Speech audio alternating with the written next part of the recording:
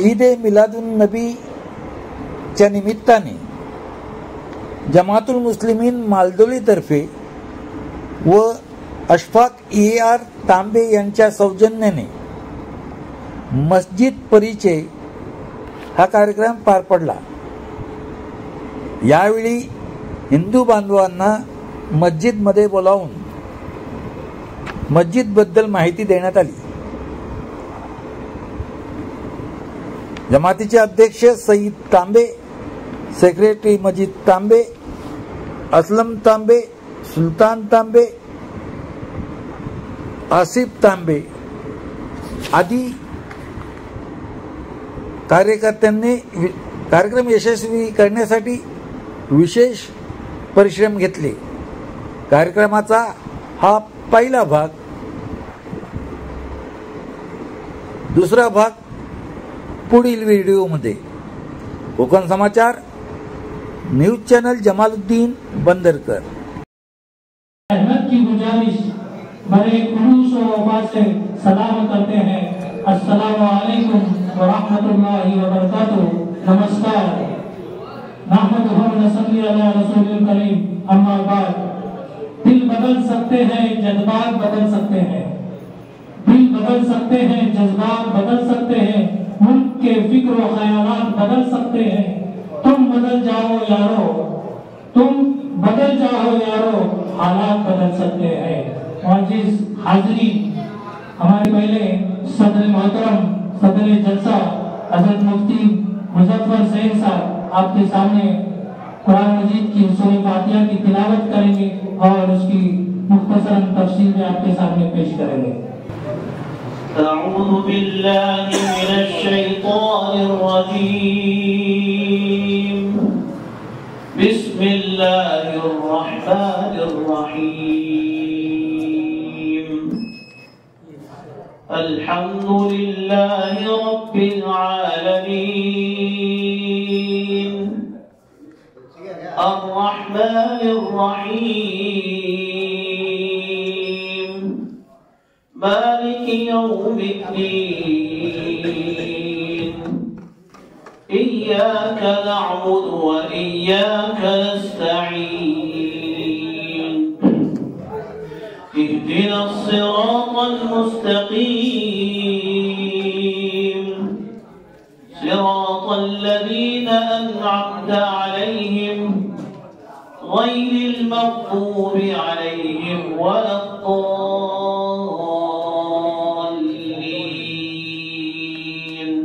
आमीन। थोड़ा हिंदीत, थोड़ा मराठीत, थोड़ा उर्दूमध्ये मी बोलण्याचा प्रयत्न करेन। आता जे काही तुमच्या समोर वाचून पढून दाखवलेलं आहे ते कुराण जे पुस्तक आहे ते मुसलमानांचं म्हणणं आहे की आमचे पुस्तक आहे। ते आमची पुस्तक नाही, ह्या जगाच्या प्रत्येक माणसाची पुस्तक आहे। प्रत्येक माणसासाठी ईश्वराने ती मार्गदर्शनासाठी जी ह्या पृथ्वीवर ह्या जमिनीवर पाठवलेली आहे की आयुष्य कसा म्हणजे घालवायचा आणि कसं जगायचं, कसं राहायचं, कसं लोकांकडे वागायचं, काय केलं पाहिजे, काय नाही केलं पाहिजे, त्याच्याबद्दल सर्व मार्गदर्शन आहे। हा जीवन कशासाठी दिलेला आहे, ह्या जीवनानंतर ह्या जीवनाचा हिसाब किताब कसा होणार आणि चांगलं केलं तर त्या मेल्यानंतर ह्याच्यानंतर जो म्हणजे आयुष्य भेटेल त्याच्यात स्वर्ग आणि नरक कशासाठी आहे, स्वर्ग कोणाला भेटेल, नरक कोणाला भेटेल, ह्याच्याबद्दल सर्व मार्गदर्शन या कुराण या पुस्तकात केलेलं आहे। याची सुरुवात आहे बिस्मिल्लाहिर रहमानिर रहीम। सुरू करते मी अल्लाहच्या नावाने आरंभ करतो जो मोठा कृपावान आणि अतिशय दया करणारा आहे। अल्हम्दुलिल्लाह याचा पहिले शब्द पहिले ह्याच्यात आम्हाला दुआ करणे, प्रार्थना करण्याचा तरीका शिकवलेला आहे की कसं ईश्वराकडे प्रार्थना केली पाहिजे। पहिले त्याची तारीफ केली पाहिजे, त्याचं मोठ्यापणाचं बोल बोललं पाहिजे। अल्हम्दुलिल्लाह रब्बिल आलमीन। तो एवढा दयाळू आहे की त्याने आम्हाला माणूस बनवलेला आहे। इन्सान बनवलेला आहे, माणुसकी आम्हाला दिलेली आहे. त्याची इच्छा असती तर माकड बनवलं असतं, कुठला दुसरा म्हणजे प्राणी बनवलं असतं, कुठल्या दुसऱ्या म्हणजे जगात दुसरी बऱ्याच वस्तू आहेत त्याच्यात कुठंतरी बनवून ठेवलं असतं आम्हाला. पण त्यांनी 2 पायाचा, 2 हाताचा, 2 डोळ्याचा असा माणूस की ज्याला बुद्धी दिलेली आहे, खरं आणि खोटं, चांगलं आणि वाईट समजायची बुद्धी दिलेली आहे. तर त्याच्या नावाने त्यांनी आमच्यावरती हा रहम केलेला आहे. त्याची कृपा आहे की त्यांनी आम्हाला इन्सान आणि मनुष्यवृत्ती बनवलेली आहे. तर अल्लाहच्या नावाने आरंभ करतो जो मोठा कृपावान आणि अतिशय दया करणारा आहे. अल्हम्दुलिल्लाह रब्बिल आलमीन. सर्व स्तुती प्रशंसा अल्लाह करिता आहे, ईश्वरा करिता आहे, जो समस्त विश्वाचा पालनहार आहे. अर्रहमान अर्रहीम, मोठा कृपावान, अतिशय दयाळू आणि दया करणारा आहे. मालिक यौमिद्दीन, मोबदल्याचा दिवस म्हणजे ह्या जीवनाच्या नंतर जो जीवन येणार आहे त्याच्यात आमच्या कर्माचा बदल भेटणार आहे. चांगल्याचा चांगला आणि वाईटाचा वाईट. चांगल्याच्या बद्दल स्वर्ग भेटणार आणि वाईट केलं तर नरक भेटणार. हा मोबदल्याचा जो दिवस आहे त्याला अरबी शब्दात आणि उर्दू शब्दात कयामत म्हणतात. त्या दिवसाचा तो स्वामी आहे, तो त्याचा मालिक आहे. इय्याका नअबुदु व इय्याका नस्तईन. जो एवढा मोठा आहे, जगाच्या नंतरची जी जिंदगी आहे आणि जो दिवस आहे तो त्याचा, स्वर्ग त्याचा, नरक त्याचा, तो माझा तुमचा सर्वांचा मालिक आहे. मग आता प्रार्थना कोणाची केली पाहिजे? आम्ही तुझीच उपासना करतो आणि तुझ्याकडेच मदतीची याचना करतो. मदत पण जेवढा तो दयालू आहे तेवढा बलिदान पण आहे. करण्याची शक्ती त्याच्याचकडे आहे, म्हणून मदत पण त्याच्याकडेच मागितली पाहिजे. इहदिनस सिरातल मुस्तकीम. मदत कशाबद्दल? की आम्हाला सरळ मार्ग दाखव, कारण आम्हाला मार्ग तोच दाखवू शकते. माझ्या डोक्याने, माझ्या बुद्धीने मी जे चांगले समजलं तेच चांगलं असावं असं जरुरी नाही.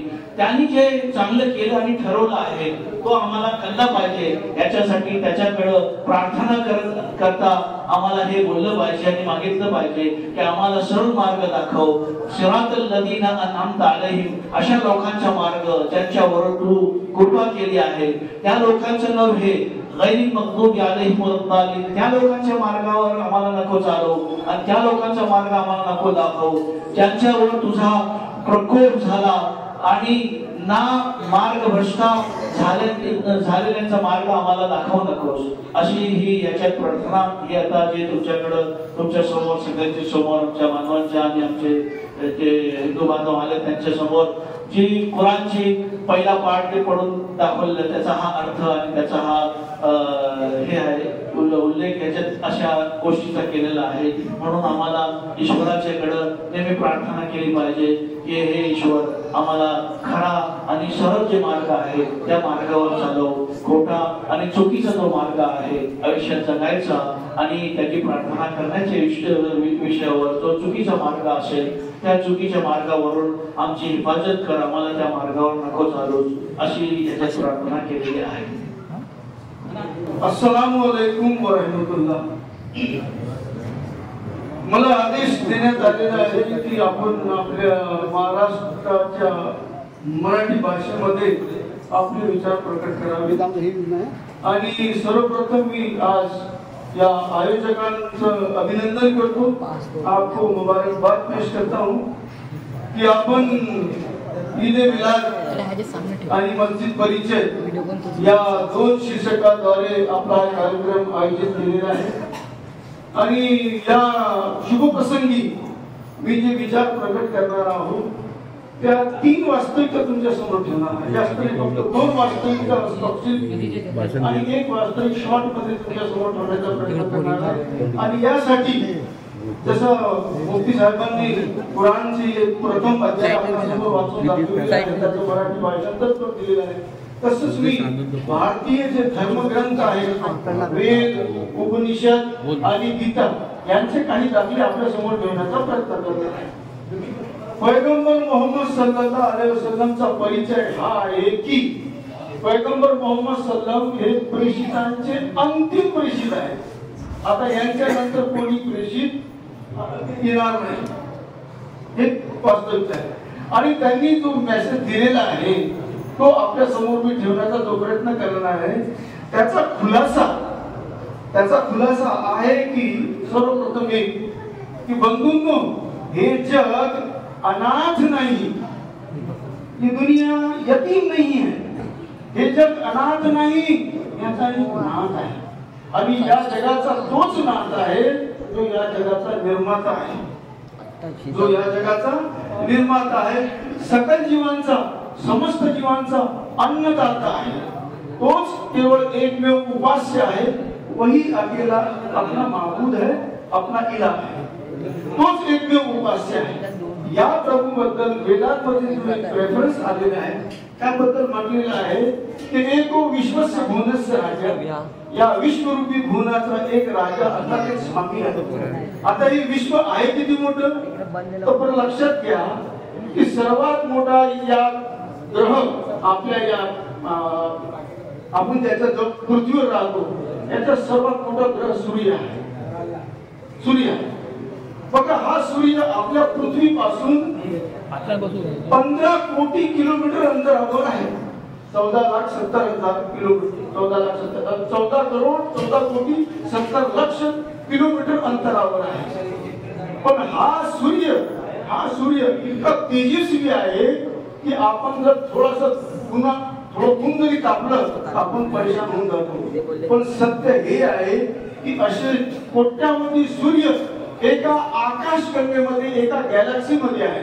एक कैकशामे करोडो सूरज आहे, असे करोड. आणि ते सूर्य या सूर्याच्या लाखो पटीने मोठी आहे. आणि अशा कोट्यावधी आकाशगंगेपासून हे आपलं ब्रह्मांड, हे विश्व निर्माण करण्यात आलेलं आहे. तर निर्माता कसा असेल त्याच्यावर लक्षात घ्या. तर एको विश्वस्य भुवनस्य राजा, आता तो एक राजाच आहे. त्या प्रभूबद्दल सांगण्यात आलेलं आहे की एकम सद्विप्रा बहुधा वदन्ति, की सत्य तोच आहे, एकमेव सत्य तोच आहे. फक्त त्याला विविध नावांना संबोधण्यात येतं. कोणी त्याला गॉड म्हणतो, कोणी ईश्वर म्हणतो, कोणी अल्लाह म्हणतो, कोणी रहमान, कोणी रहीम. विविध नावं आहेत त्याची, विविध नावातनं त्याला संबोधण्यात. त्यात तोच आदी आहे, तोच अंत आहे. वल अव्वल वल आखिर, आदी तोच आहे, अंतिम तोच राहणार. तर तो आपला एक प्रभू आहे, त्याच्यात अनाथ नाही.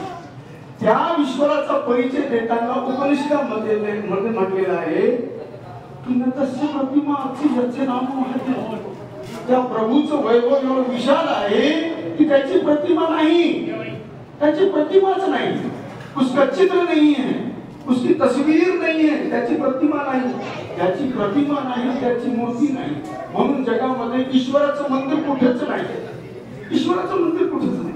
जे काही मंदिर आहे, जे काही देवळं आणि दर्गा आहेत हे सर्व नश्वरांची आहे, ईश्वरांची नाही. कारण तो एवढा विशाल आहे की कोट्यावधीने त्याने सूर्य निर्माण केलेले आहे. तर तो कसा सामावू शकतो?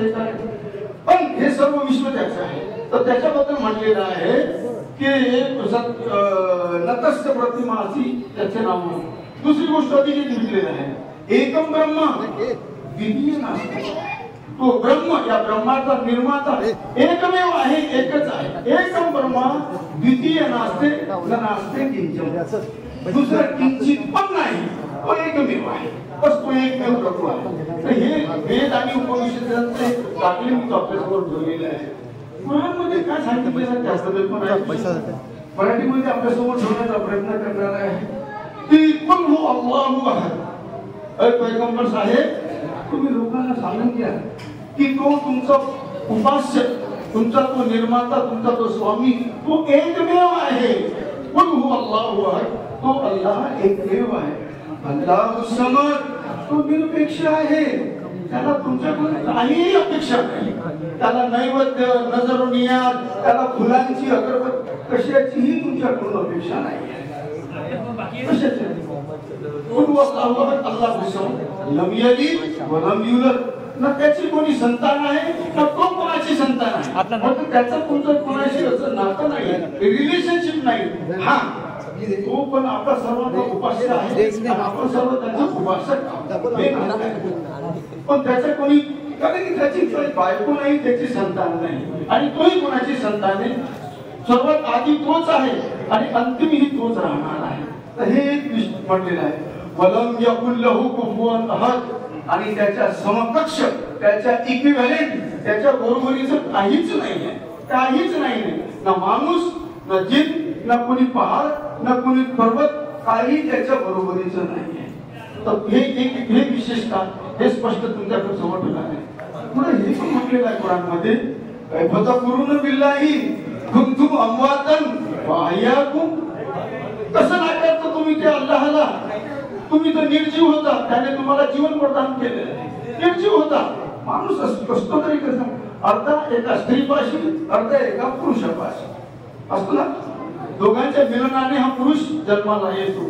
म्हणून म्हटलेलं आहे की इन्ना खलकनल इन्सान मिन नुतफतिन अमशाजिन लिनब्तली. आम्ही माणसाला मिश्र धातूपासून निर्माण केलेलं आहे की जेणेकरून त्याची परीक्षा घ्यावी. तुमचं आणि माझं जीवन जे आपल्याला मिळालेलं आहे ते परीक्षेचं जीवन आहे. या परीक्षा जिथं असते तिथं रिझल्ट येत असतो. तो रिझल्ट पण समोर येणार आहे.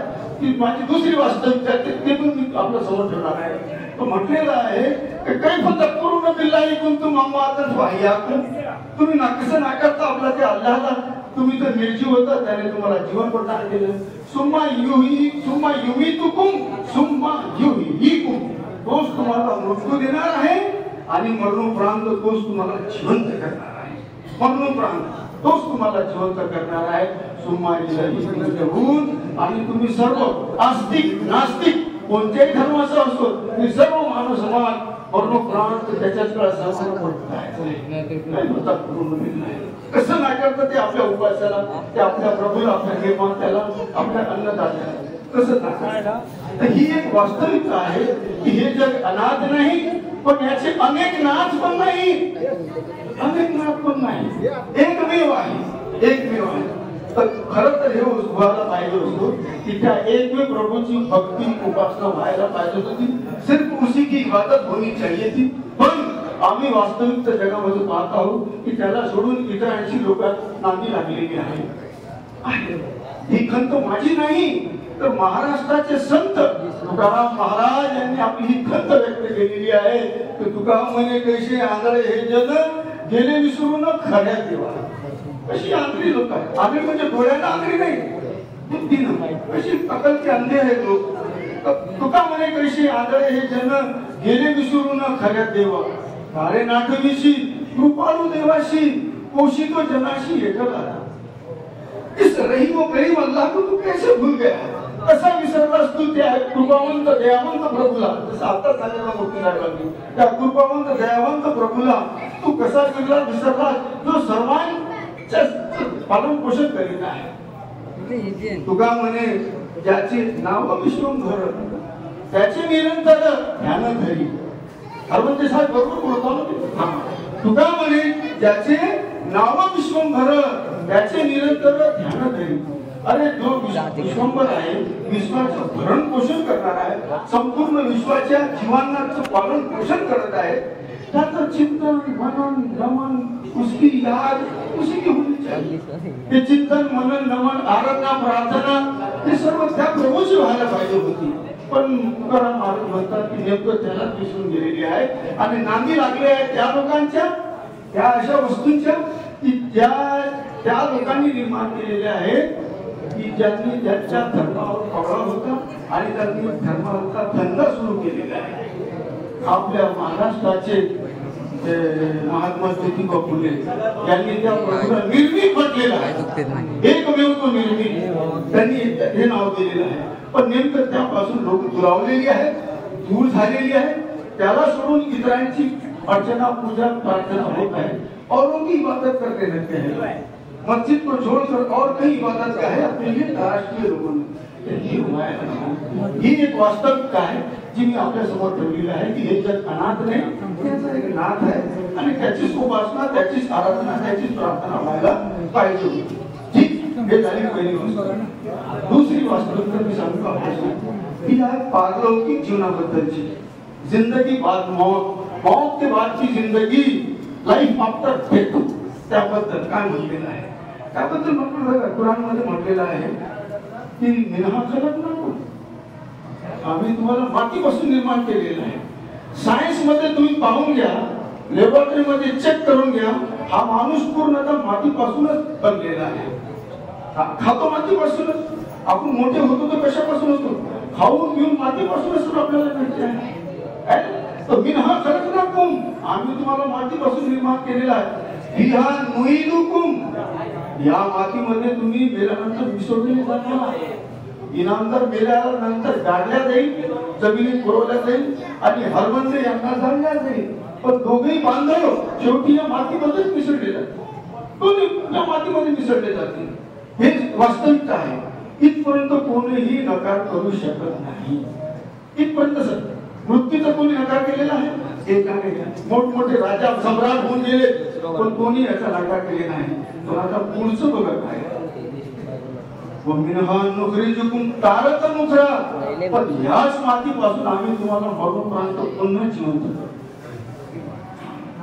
या जिवंत करण्याबद्दल बरेचसे घोळ निर्माण करण्यात आलेले आहे लोकांच्या मनात. पण ज्या प्रभूने काही नसताना सुद्धा त्या धातूपासून माणूस चांगला जीवनात जन्मास आणलेला आहे, तोच प्रभू या मातीपासून पुन्हा या समस्त लोकांना जिवंत करणार आहे. आज तुमचं आणि माझं जीवन हे आपल्या मातेपासून झालेलं आहे, आईपासून, मातेपासून. उद्या तुमचं आणि समस्त मृतांचं जीवन हे मातीपासून निर्माण होणार. त्या दिवशी आपण डोकं झाडून आपण उभे राहणार आहोत. तर हे दुसरं, आणि ही वास्तविकता गीतेमध्ये सुद्धा नमूद करण्यात आलेली आहे. माझं घर बांधवांशी म्हणणं आहे की लक्षात घ्या तुम्ही, गीतेचा 2रा अध्याय 27वा श्लोक, 2:27 लक्षात घेतलं तरी घरी जाऊन पाहू शकता, युट्यूबवर आणि ऑनलाईन तुम्हाला हे भेटतं. गीतेमध्ये म्हटलेलं आहे की जातस्यै ध्रुवं मृत्युः ध्रुवं जन्म तस्यै, ज्याला जन्म आहे त्याला मृत्यू येणार आहे. आणि जेवढे मेलेली आहेत त्या सर्वांना पुनश्च जिवंत केले जाणार. जेवढे मेलेले आहेत, सुरुवातीपासून जो माणूस या पृथ्वीवर आला होता तर अंतिम प्रलयाच्या दिवसापर्यंत जेवढे लोक मृत्यू पावतील ती सर्व पुन्हा जिवंत केले जातात. जातस्यै ध्रुवं मृत्युः ध्रुवं जन्म तस्यै, जिसको जन्म है उसको मौत आनी है. आणि जेवढी मेलेली असणार ती पुन्हा जिवंत केली जाणार मरणोपरांत. आणि या घटनेला पारलौकिक जीवन म्हणतात. हे आजचं आपलं ऐहिक जीवन आहे, उद्याचे जीवन मिळणार आहे आपल्याला पुन्हा जिवंत केल्यानंतर, ते पारलौकिक जीवन आहे. आणि तिथं या जीवनाच्या परीक्षेचा रिझल्ट आपल्या समोर येणार आहे. या जीवनाच्या परीक्षेचा रिझल्ट आपल्या समोर येणार आहे. आणि परीक्षा म्हटल्यानंतर रिझल्ट हे नक्कीच असतो, अन्यथा परीक्षेचा उद्देश सफल होऊ शकत नाही. त्या जीवनामध्ये, पारलौकिक जीवनामध्ये, ऐहिक जीवनाच्या कर्मांचा आपला प्रभू आपला हिशोब घेणार आहे. आणि त्या हिशोबामध्ये जर आपण त्याच्या मर्जीप्रमाणे जर कर्म केलेली असतील तर आपल्या सत्कर्मांचा मोबदला आपल्याला स्वर्ग म्हणून मिळणार आहे. आणि जर आपण काही दुष्कर्म केलेली असतील आणि त्याच्या असेसमेंट प्रमाणे जर आम्ही फेल्युअर झालो तर तिथं त्याने नरक पण तयार करून ठेवलेला आहे की ज्याच्या आगीची तीव्रता या आगीच्या 70 पट काही 70,000 पट जास्त तीव्र आग आहे. ती पण त्यांनी दुष्ट करून ठेवली. आणि तुमचं आणि माझं मन सुद्धा म्हणते की सत्कर्माचा मोबदला हा स्वर्ग असायलाच पाहिजे आणि दुष्कर्मांचा, अत्याचारांचा, दुराचारांचा मोबदला हा नरकच असायला पाहिजे. या 2 गोष्टी मी तुझ्या समोर सांगितलेल्या आहेत. एक प्रभू आहे, समस्त रिमोट कंट्रोलिंग चालवत आहे, अन्नदाता आहे, त्याने आपल्याला जीवन प्रदान केलेलं आहे आणि परीक्षा म्हणून दिलेलं आहे. आणि यानंतर सुद्धा तो समस्त मृतांना प्रलयाच्या नंतर समस्त मृतांना पुन्हा जिवंत करणार आहे. आणि आपल्याला हिशोब द्यायचा आहे, जिथं स्वर्ग आणि नरक 2 डिपार्टमेंट तयार केलेली आहे. या 2 वास्तविकता होतात. आता शेवटची गोष्टी 2-3 मिनिटे वाटते की पैगंबर मोहम्मद सल्लल्लाहु अलैहि वसल्लमचा परिचय काय. तर ही जे मी तुम्हाला सांगितलं तर पैगंबर मोहम्मद सल्लल्लाहु अलैहि वसल्लम हे ईश्वराचे, अल्लाहचे प्रेषित आहेत, प्रॉफिट आहेत, पैगंबर आहेत, पैगाम पोहोचविणारे आहेत, संदेश पोहोचविणारे आहेत. ईश्वराचा संदेश जो ईश दूताद्वारे आपणापर्यंत यायचा तो संदेश लोकांपर्यंत पोहोचण्याची जबाबदारी पैगंबर मोहम्मद सल्लल्लाहु अलैहि वसल्लम होती. दुसरी गोष्ट, पैगंबर मोहम्मद सल्लम हे अंतिम आहे, पण यांच्या अगोदर 1,24,000 पैगंबर होऊन गेलेले आहेत आणि पृथ्वी तलावर विविध भाषांमध्ये ते पैगंबर आलेले आहेत. विविध भाषा, संस्कृत भाषा बघा तुम्हाला वाटेल की हा हे ईश ग्रंथ आहे आणि याची भाषा पैगंबराद्वारेच इथं लोकांपर्यंत पोहोचण्यात आली. ही दुसरी गोष्ट. तिसरी गोष्ट एक आहे की पैगंबर हे कोण असतात? पैगंबर हे पुरुषांमधूनच नियुक्त केलेले असतात ईश्वराने. पैगंबरांचं नियुक्त फक्त ईश्वर करू शकतो, अल्लाह करू शकतो आणि पुरुषांपैकीच तो आपले पैगंबर बनवितो आणि पैगंबर मोहम्मद हे अंतिम आहे. आणि पैगंबराची विशेषता असते की पैगंबर हा आदरणीय, अनुकरणीय, अनुसरणीय असतो, पण पूजनीय नाही. पूजनीय नहीं, माबूद नहीं है. हाँ, उनकी इबादत की जाएगी, इताअत की जाएगी, लेकिन आप माबूद नहीं. खरं तर प्रेषित पैगंबर मोहम्मद सल्लल्लाहु अलैहि वसल्लम म्हटलं की लोक हो, तुम्ही उपासक आहात आणि तुमचं उपास्य एकमेव अल्लाह, एकमेव प्रभू ईश्वर आहे. त्याची तुम्ही भक्ती करा आणि त्या भक्तीचं डेमॉन्स्ट्रेशन, प्रॅक्टिकल डेमॉन्स्ट्रेशन मी तुम्हाला समोर ठेवू इच्छितो. म्हणून कुराणमध्ये नमाजचा आदेश आहे, पण नमाज कशी पठण करावी हे पैगंबर मोहम्मद सल्लल्लाहु अलैहि वसल्लम दाखवून दिलेलं आहे. त्याच्यामध्ये हे पण दिलेलं आहे की तुम्ही ज्या प्रॉपर्टीचे वारिस आहात तर तुमचा वाटा प्रत्येकाला कसा राहील हे फक्त स्पष्टपणे पैगंबर मोहम्मद प्रॅक्टिकली करून दिलेले आहे. तर प्रत्येक जकात बद्दल म्हटलेलं आहे की तुम्ही जकात अदा करा, पण त्याचं विश्लेषण, त्याची तपशील, त्याची पद्धत पैगंबर मोहम्मद सल्लल्लाहु अलैहि वसल्लम एक्सप्लेन केलेली आहे लोकांमध्ये की त्याचा सिस्टम कसा असावा. हे पैगंबरांचं कर्तव्य आहे आणि त्यांनी ते कर्तव्य पूर्ण करून या जगातून ते विश्राम त्यांचा झालेला आहे, निर्माण त्याला म्हणतो आपण, त्यांचं निर्माण झालेलं आहे, आपल्या प्रभूशी जाऊन ते मिळालेले आहे. ह्या 3 वास्तविकता आपल्या समोर मला ठेवायचे होते. राहायला पाहिजे आपल्या पुराणचा जो संदेश आहे त्याच्याबद्दल, आई वडिलांबद्दल, स्त्री भ्रूणहत्येबद्दल, मानवी समाजाच्या समानतेबद्दल काय सांगितलेलं आहे. मला विश्वास आहे की अगदी पुन्हा एक कधी भेट झाली त्यामध्ये ही तपशील तुमच्या समोर ठेवण्याचा मी प्रयत्न करेन. बनाता तुला मी इंद्रकांत समीकरणी प्रभू वगैरे ना इंद्रकांत प्रभूशी प्रार्थना आहे की जे की काही मी बोललो ते सत्य आणि अचूक जे काही असेल अचूक ते माझ्या भावांच्या कानापर्यंत पोहोचू दे आणि काही चुकलो असेल तर त्यांच्या कानापासून ते परत करून दे आणि जे सत्य आणि अचूक आहे ते कानापासून त्याच्या मनापर्यंत उतरून दे.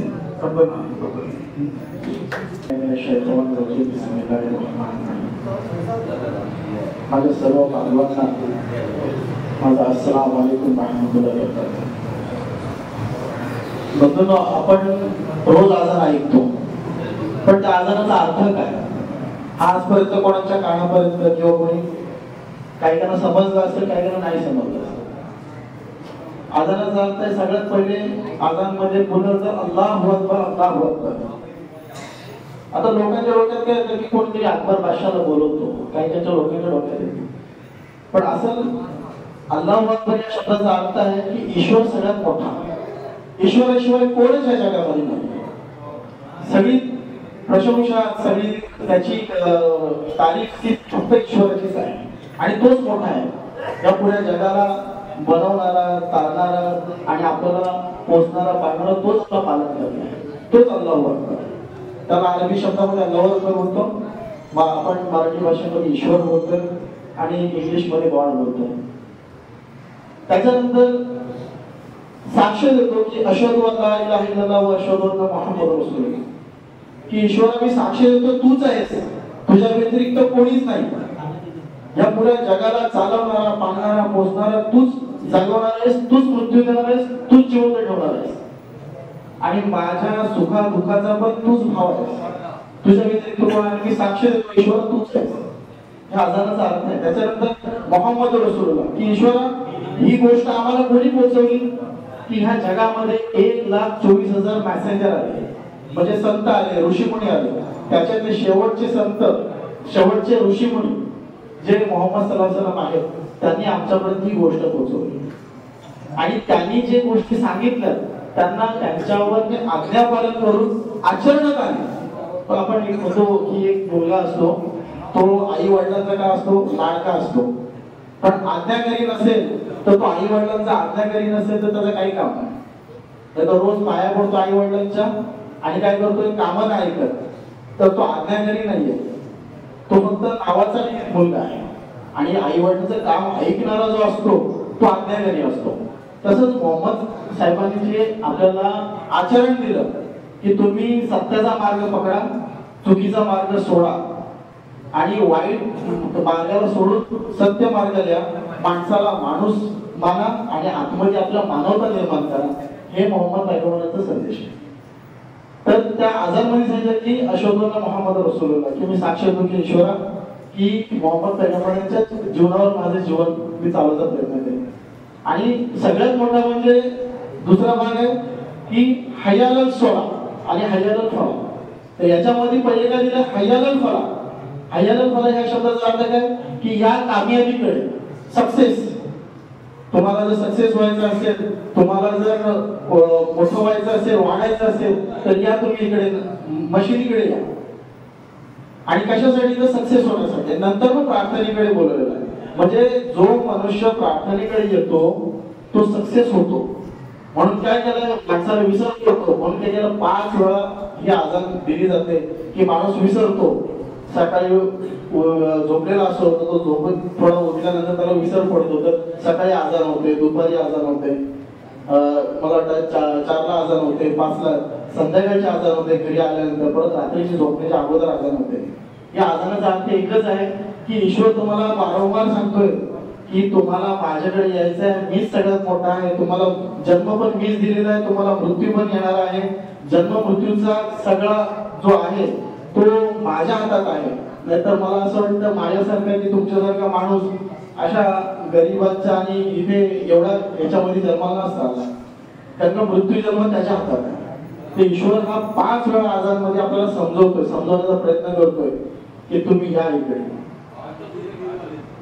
आणि नमाज म्हणजे काय की नमाज ह्या शब्दाचा अर्थ असा आहे की आपलं जीवन कसं जगता येईल, जीवन कसं जगता येईल. जेव्हा आपण नमाजीकडे येतो, ज्याप्रमाणे नमाजमध्ये आपण असतो, आपले डोळे, आपली बुद्धी फक्त ईश्वराच्या भक्तीकडे असते, त्याचप्रमाणे आपण जेव्हा प्रत्येक मनुष्याला भेटतो तेव्हा आपली पूर्ण जीवनाची भक्ती जी आहे ती फक्त आपल्या सत्याकडे कशी जाता येईल, नेता येईल, त्याचं एक काम आहे. तर त्यासाठी ही आजादीचा हा असा अर्थ आहे. मला असं वाटतं तुम्हाला एवढ्या वर्षात कधी माहिती असेल नसेल, काही लोकांना माहिती असेल, तर हा खरा जीवनाचा अर्थ आहे. आणि ईश्वर आपल्याला बोलवतो तर त्या ईश्वराने आपल्याला ह्या आजादमध्ये पूर्ण असा डायग्राम दिला. फक्त आपल्याला काय करायचं आहे, त्याच्यावर आचरण करायचं आहे.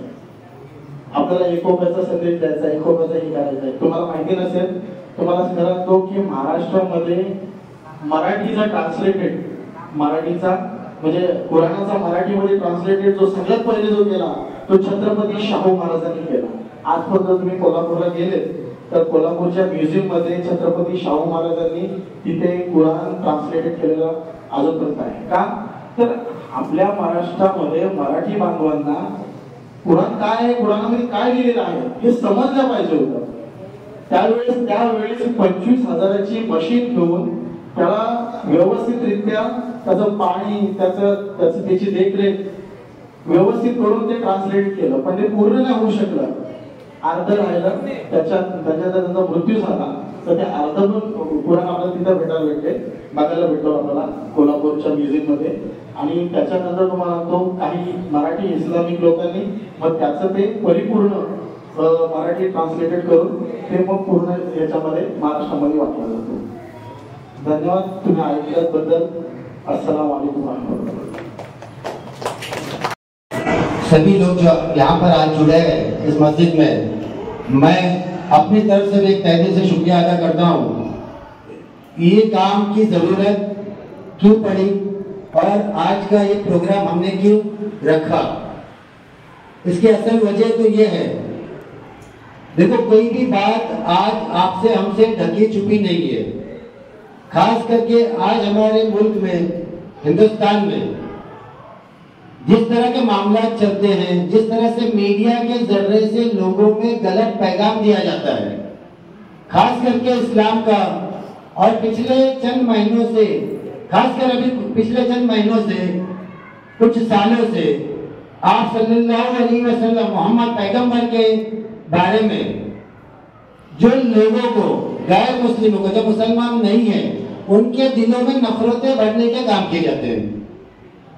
जैसा कि आप सभी लोग जानते हैं, मैं भी कोकण से वापसता हूँ. माझा गाव नौशा आहे, तालुका दापोलीमध्ये आहे आणि माझ्या मामूचं गाव आहे जांभळी आहे आणि नेहमी इथे माझं येणं होतं.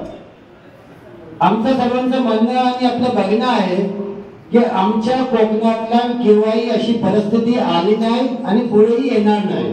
का याचे आमचे लोक सर्व एकत्र राहतात, मिळून राहतात, तरी सुद्धा आम्हाला असं वाटलं की आमचे जे लोक आहेत यांच्यापर्यंत पण आपल्या इस्लामच्या बद्दल जाणीव देणे गरजेचं आहे. मोहम्मद सल्लल्लाहु अलैहि वसल्लम हे कोण आहे आणि हे जगातलं का आले आणि त्यांना नाव काय दिलं अल्लाहने? रहमतुल्लिल आलमीन, म्हणजे जगातल्या सगळ्या मनुष्यांच्या साठी त्यांना पाठवलं गेले. आमचा एक असतो फर्ज आणि दुसरा असतो सुन्नत. फर्ज म्हणजे कंपल्सरी तुम्हाला करायचाच आहे, जसं नमाज वगैरे आहे, हज आहे, झकात आहे. त्याच्यानंतर नेक्स्ट कंपल्सरी आहे सुन्नत. सुन्नत आम्ही कुणाला बघून करतो? मोहम्मद सल्लल्लाहु अलैहि वसल्लमला बघून. त्यांनी जे जितकी वागणूक दाखवली, त्यांचा राहण्याचा, उठण्याचा, बसण्याचा, झोपण्याचा, खाण्याचा, पिण्याचा, जेही त्यांनी दाखवलं त्यांच्यावरती त्याचा आम्ही त्याचा अंमल करू, त्याला आम्ही सुन्नत म्हणतो. आणि ते फक्त आमच्यासाठी न असता सर्व जाती धर्मासाठी त्यांनी दाखवून गेले आणि त्यांचे आखरी पैगंबर होते. याबद्दल खूप चर्चा झाली. खास करून आमचे मेंबर साहेब यांनी जे कुराणची पहिल्या सुनावरची जे डिटेल दिला ते फारच म्हणजे महत्वाचा होता. आणि सध्या गेल्या 3 वर्षाची असं चाललं आहे, मुंबईला इस्लाम जिमखाना आहे, तिथे एक अशी कमिटी बनलेली आहे. तिथे एक मंदिर लोगो आहे ना, peace be upon him, prophet for all, पैगंबर सर्वांच्यासाठी. याच्या अंतर्गत संपूर्ण भारतातल्या याच्या विषयावर कामं चाललेली आहेत. आणि जे आमचे बांधव आहेत, जे गैर मुस्लिम आहेत, त्यांच्यापर्यंत आम्ही मोहम्मद सल्लल्लाहु अलैहि वसल्लमची वागणूक ही पोहोचवण्याचा आम्ही काम करण्याचा प्रयत्न करतोय.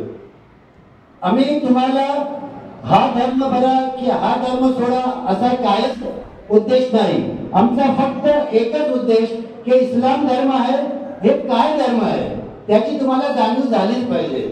आता गेल्या 15 दिवसात 70 इस्लाम जिमखाना मुंबई मरीन लाईन्सला कंप्लीट इतके प्रोग्राम चालू आहेत की जितके डॉक्टर्स लोक आहेत मुंबईचे, जितके डॉक्टर्स आहेत मुंबईचे, भारतातले, महाराष्ट्राचे डॉक्टर्सही आले, ज्यातून गैर मुस्लिम होते त्यांना बोलवलं. त्यानंतर जितके अँकर्स आहेत, खास करून आमच्या यातनं जे काय होते, जे प्रेसवाले आहेत ना, मीडियावाले, ते प्रेसवाले मला वाटतं 100 प्रेसवाल्यांना बोलवलं. त्यांच्या समोर पण मोहम्मद सल्लल्लाहु अलैहि वसल्लमच्या बद्दल त्यांना माहिती आहे असतानाही त्यांना आणखी माहिती देण्याचा प्रयत्न केला. आमचा उद्देश प्रॉफिट फॉर ऑल, याच्या हिशोबाने आमचा उद्देश फक्त एकच की आमचा धर्म, इस्लाम धर्म हे काय आहे, मोहम्मद सल्लल्लाहु अलैहि वसल्लम कोण आहे. आणि त्यांच्या विरोधात केव्हा असे काय वार्ता होतात, कोण बोलतात, ते मनदुख होते, खूप मनदुख होते. त्यांच्यासारखा मतलब शख्सियत वैसी पूरी दुनिया में नहीं है. मोहम्मद सल्लल्लाहु अलैहि वसल्लम की ऐसी शख्सियत पूरी दुनिया में ना आई ना आएगी. मला इतकं बोलायचं होतं, मला खूप आनंद झाला की आमच्या गावातले सर्व लोक आले दुसऱ्या धर्मातलेही. मी त्यांचा मनपूर्वक मी त्यांचा आभार मानतो, थँक्स मानतो. आणि आपली ही जी गेल्या कित्येक वर्षाची जी चाललेली आहे आपली जी मिलनसारी आहे त्याला कायम ठेवावी आणि एकामेकांनी मिळून राहावं. आज आपल्या कोकणातला हा पहिलाच प्रोग्राम आहे की दुसऱ्या जातीच्या लोकांना बोलवले समजवण्याची प्रयत्न केला आहे. अल्लाह ने चाहा और जिंदगी हयात रही तो इंशाअल्लाह येणाऱ्या वर्षी ह्यावर मोठ्या प्रमाणाने आपण करण्याचा प्रयत्न करू. थँक्यू, खूप खूप धन्यवाद आपका. उसके बाद जो है आज के जो जलसे के सदर है आखिरी उनकी तकरीर होगी. मैं उनसे गुजारिश करूंगा, वक्त बहुत करीब है और 5 मिनट की बात को खत्म करें ताकि जो आए हुए जो हजरात है उनको यहाँ पर उनका स्वागत करने का है. और 2 बजे जमात रखी गई है.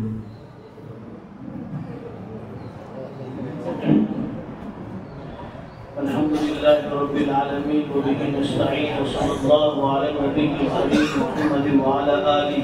वअस्हाबिही वअज़वाजिही वज़ुर्रिय्यातिही अजमईन अम्मा बाद। आज के इस प्रोग्राम में समीर भाई, इनामदार सर, मौलाना सिराज साहब, दुबई से लोग आए और भी लोग आने वाले थे। फिर हमने उनको रुका दिया। जब उन्होंने ये सुना कि कोकन के गांव में हिंदू भाइयों को भी मस्जिद के अंदर बुलाकर एक प्रोग्राम मस्जिद परिचय का किया जा रहा है और प्रॉफिट फॉर ऑल, पैगंबर सल्लल्लाहु अलैहि वसल्लम समजांसाठी, सर्वांसाठी इसका एक पैगाम, इसका एक मैसेज, इसका एक संदेश दिया जा रहा है। ये सिर्फ मुसलमानों के पैगंबर नहीं है, ये पूरे इंसानों के पैगंबर है।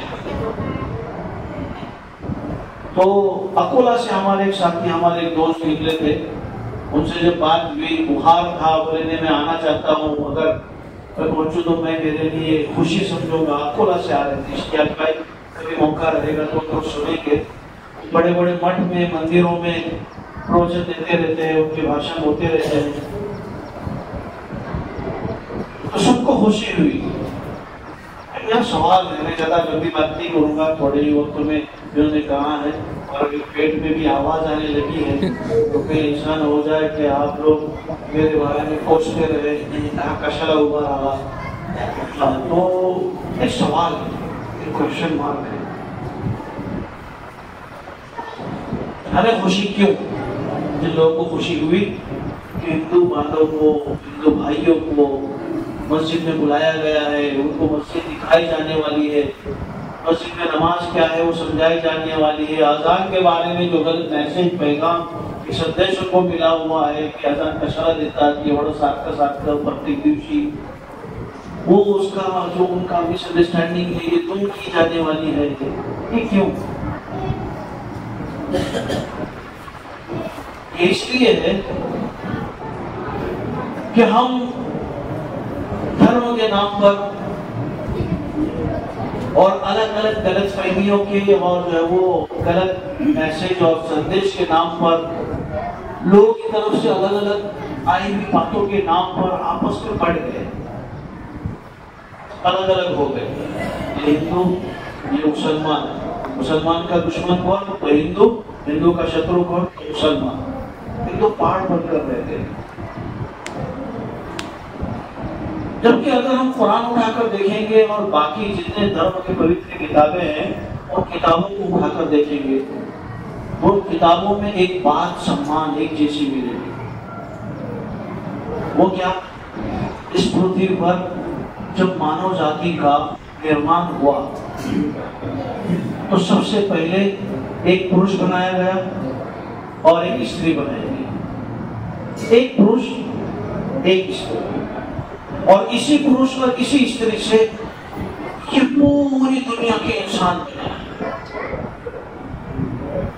अब मेरा सरनेम सैन है, माझा आडनाव सैन आहे, मानगाव तालुका माझा तालुका आहे, केलबाला गाव आहे आणि खरा गाव असं लोक म्हणतात। तिथं तुमच्या शेजार आहे पणांचे मध्ये सैनवाडी आहे, लोक म्हणतात तिथं आमचा नातेवाईक पण आहेत, तिथं तुमचा म्हणजे सैनांचा जन्म तिथून आहे, आमची नाळ तिथं पुरलेली आहे असं लोक म्हणतात। आणि हे इनामदार आहे, हे अकोला सर का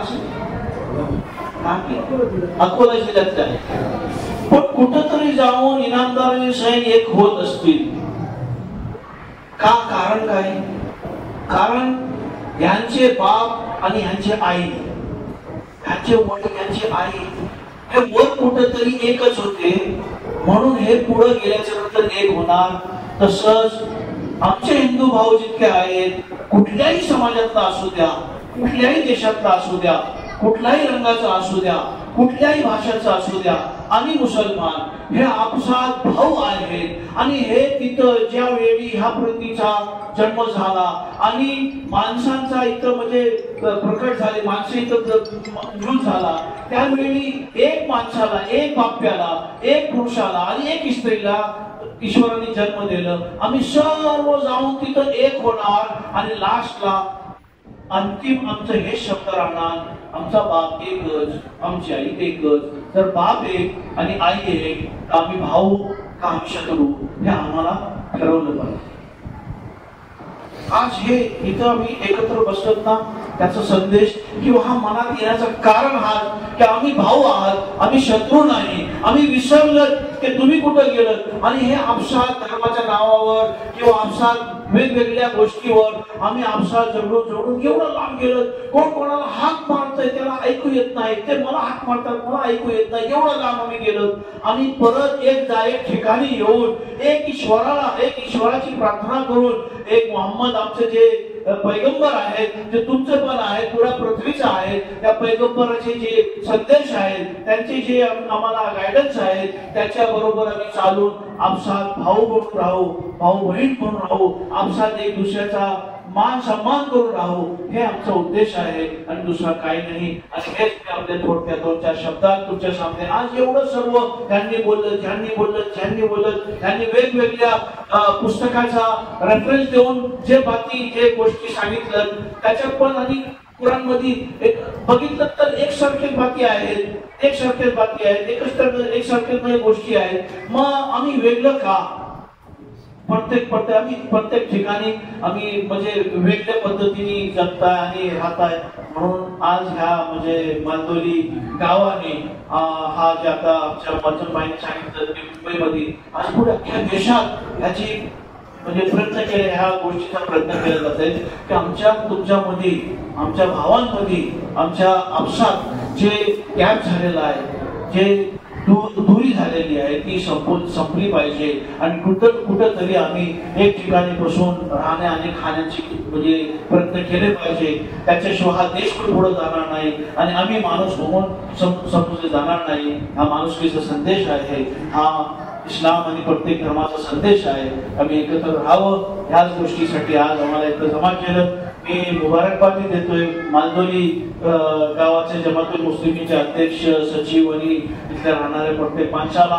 एक वेगळ्या पद्धतीचा कार्यक्रम आज राबवला गेलेला आहे आणि मी आपले जे हिंदू भावंड आले त्यांना पण म्हणजे मुबारकबादी देतो की त्यांच्या ह्या आमंत्रणाला आपण स्वीकारलं आणि मशिदीत येऊन बसणं आणि ह्या गोष्टी ऐकणं, तुम्ही त्याला कबूल केलं, त्याच्याबद्दल तुमचं पण अभिनंदन आहे.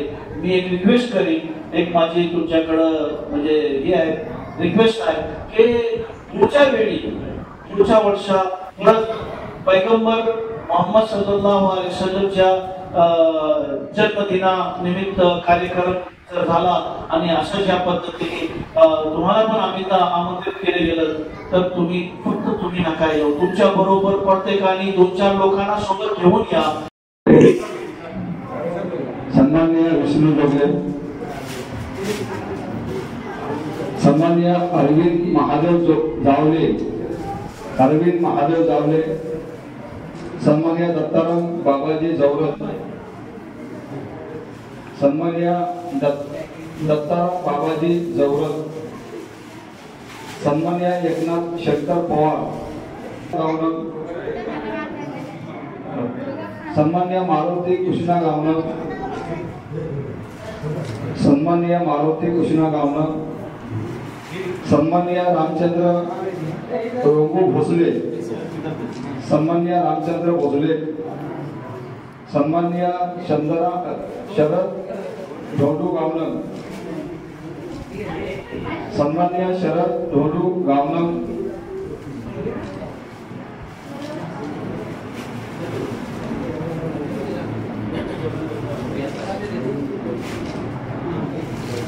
सन्माननीय शरद ढोंडू गावणं, सन्माननीय शांताराम सकाराम पवार.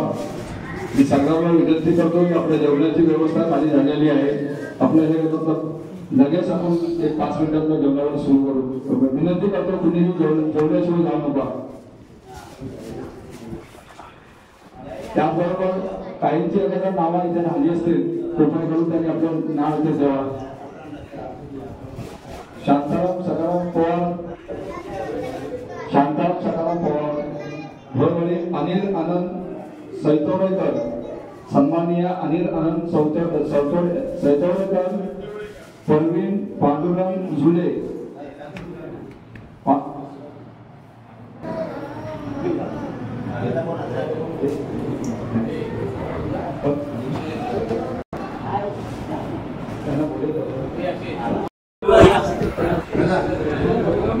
सन्माननीय फकीर मोहम्मद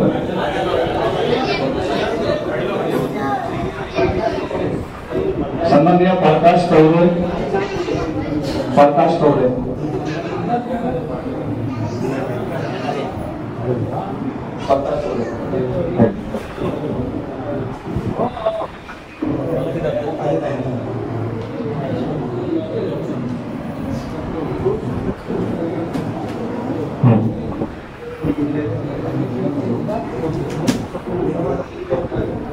तर राहिलेली असते एखाद्या चुकून त्यांचा नाव जर राहिला असला ते कृपया करून त्यांनी विनंती करतो त्याला म्हणजे त्यांनी आपलं बक्षीस येते हे देण्याचा प्रयत्न करावे.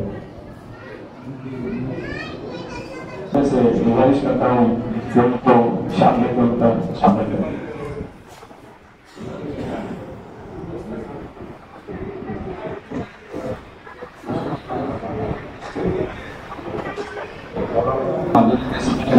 आपसे मैं गुजारिश करता हूँ कि हमारे मौलाना जो 2 तरह से आए हैं मौलाना सिराजुद्दीन साहब उनका शांति इसके बाद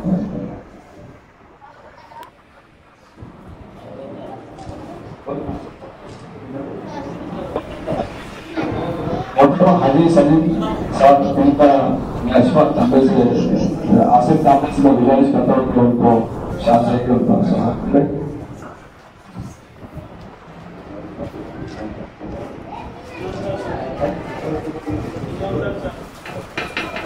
मोहतरम जनाब अंसलकर सर मैं से गुजारिश करता हूँ कि उनको शामिल करके उनका स्वागत करें.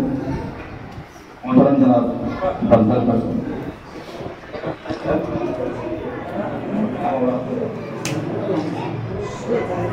उसके बाद मौलाना अरबाज इनका भी शामिल करके उनका स्वागत किया जा रहा है. मैं असलम से गुजारिश करता हूँ तो मौलाना को शामिल करके उनका स्वागत करें. मोहतरम जनाब दिलावर चौगले साहब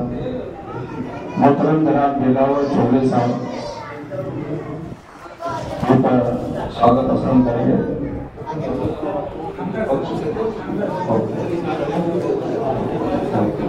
मोहतरम जनाब इनामदार साहब उनका शादी उनका स्वागत करेंगे.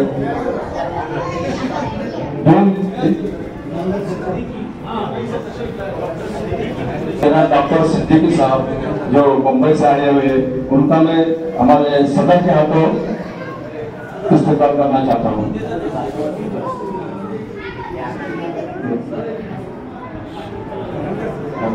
मोहतरम जनाब इनामदार साहब ये भी मतलब यहाँ पे मौजूद है. मैं असलम से गुजारिश करता हूँ कि उनको शामिल लेके उनका स्वागत करें. मैं थोड़ी देर 1-2 मिनट के लिए रुकता हूँ. मेरे दोस्त से मेरे मित्र है कुछ ना त्यांना 2 शब्द बोलायचे आहे पण आपण त्यांच्या विनंतीला मान द्यायला पण त्यांचे 2 शब्द ऐकूया नंतर आपण पुढचा कार्यक्रम घेऊ. इसी तरह से आप लोगों के बीच में इस प्रोग्राम को जो इसके बैक एंड में बहुत सारी मेहनतें लगी है तो मैं मुफ्ती मुजफ्फर साहब से मैं गुजारिश करता हूँ कि अपने हाथों से मालूमाती जमात मुस्लिमीन के सदर की खिदमत में एक शाल पेश करें. माशाअल्लाह मालूम की जमात में जब उनके पास हम लोगों ने तकाजा रखा तो गौर फिक्र और मीटिंग करने के बाद उन्होंने इस बात को कबूल किए और ये आज जो मजलिस लगी है माशाअल्लाह. इसी के साथ साथ जो हमारे दोस्त है असलम तांबे मैं उनकी खिदमत में भी मुफ्ती मुजफ्फर सैन के हाथों से मैं उनको एक शाल पेश करना चाहता हूँ. जनाब असलम तांबे साहब की खिदमत में. साथ ही साथ मैं यहाँ पर जो आपके सामने अनाउंसमेंट कर रहे थे जनाब रियाज भाई मैं उनकी खिदमत में मुफ्ती मुजफ्फर सैन साहब के हाथों से मैं उनका भी सत्कार करना चाहता हूँ. आप लोगों ने यहाँ देखा होगा आज ये पहली बार ऐसा हुआ है कि जो सत्कार समारोह होता है वो मौजूद मेहमान जलसे सदर वहां से शुरू होता है. लेकिन आज हमारी जो सत्कार की और खुशामदीद की जो तरीका था वो हम लोगों ने पीछे से लिया क्योंकि हमारे गैर मुस्लिम भाई हमारे बीच थे. पहले हम लोगों ने उनका सत्कार किया उनका स्वागत किया. जज़ाकल्लाह. साथ ही साथ मालूम जमात के सेक्रेटरी जनाब मजीद इस्माइल साहब की खिदमत में भी हम शायद पेश करना चाहेंगे। मैं मुफ्ती मुजफ्फर सैन साहब से गुजारिश करता हूँ फिर एक बार कि जमात मुस्लिमीन मालदोली के सेक्रेटरी इनकी खिदमत में शायद पेश करना। साथ ही साथ जमात मुस्लिमीन मालदोली के खजानची ट्रेजरर मैं उनसे भी गुजारिश करता हूँ कि वो आगे आए और मैं इस आज के जलसे की सदारत करने मुफ्ती मुजफ्फर सैन साहब आए, उनके हाथों से उनका भी मैं सत्कार करना चाहता हूँ, उनको खुशामदीद करना चाहता हूँ। साथ ही साथ मैं आपको एक बात और बता दूं, खजानची है जी मालदोली के, उसी के साथ आज अल्हम्दुलिल्लाह देखिए कोई भी प्रोग्राम जो होता है, इस प्रोग्राम में दो बातें होती है, फिजिकली और फाइनेंशियली, और ये दोनों का जब तक मिलन नहीं होता है कोई चीज कामयाबी के साथ होती नहीं है। इस बार अल्हम्दुलिल्लाह कुछ सपोर्ट करने की कोशिश की। जनाब अशफाक अब्दुल रहमान तांबे एटी मरीन के मालिक है, इन्होंने इनकी मेहनत और इनकी कोशिशें और साथ ही साथ जब जमात मुस्लिमीन मालदोली ने इस बात को, उनके इस अज़म को लब्बैक कहते हुए उन्होंने पूरा साथ दिया, आज इस मकाम तक हम पहुंचे, एक कामयाब प्रोग्राम है। मैं मुफ्ती मुजफ्फर सैन साहब से गुजारिश करता हूँ कि जनाब अशफाक अब्दुल रहमान तांबे जो मालिक है एटी मरीन के और को स्पॉन्सर है आज इस प्रोग्राम के, अल्लाह रब्बुल इज्जत से दुआ को और आपसे भी दुआ करे, अल्लाह इनकी रोजी रोजगार में कारोबार में बरकत दे। और इसी तरह से हमारे मालदोली गांव के भी और भी लोग आगे आएंगे इंशाअल्लाह, बढ़ चढ़कर हिस्सा लेना इस बार भी चाहते थे, लेकिन वो एक मौका अशफाक को मिला। इंशाअल्लाह और भी जो हमारे गांव के लोग हैं उनको अगली बार जरूर मौका मिलेगा और इससे बड़ा प्रोग्राम है। जज़ाकल्लाह।